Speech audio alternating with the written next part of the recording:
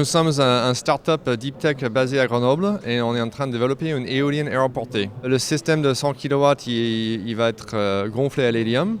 Ça permet d'être plus léger que l'air. On a donc la portance naturelle du ballon, plus la portance aérodynamique, et on va monter jusqu'à 100 à 300 mètres. Ça nous permet d'aller chercher le vent à plus haute altitude, là où ça souffle plus fort et plus régulièrement. Alors quel est le principe? Parce qu'il n'y a pas de pale. Comment ça marche?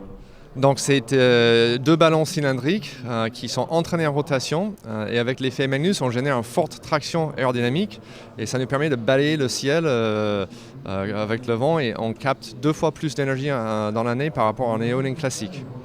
Et comment est transférée l'énergie? Parce que quand il y a un moteur, ça tourne, on comprend, mais là ça fait des espèces de looping. Comment ça marche?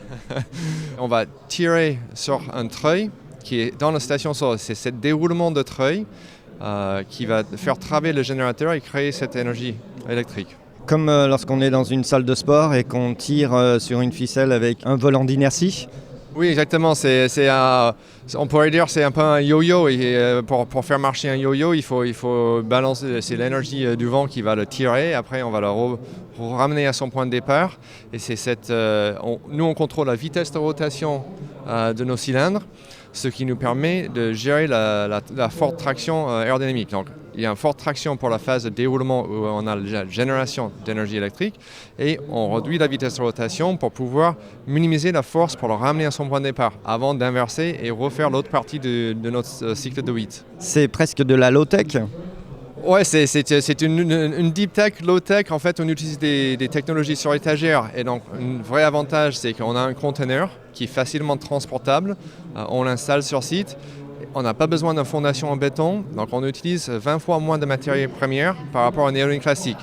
Donc, notre bilan carbone, il est 50% moins par rapport à l'énergie électrique et éolienne par kilowattheure.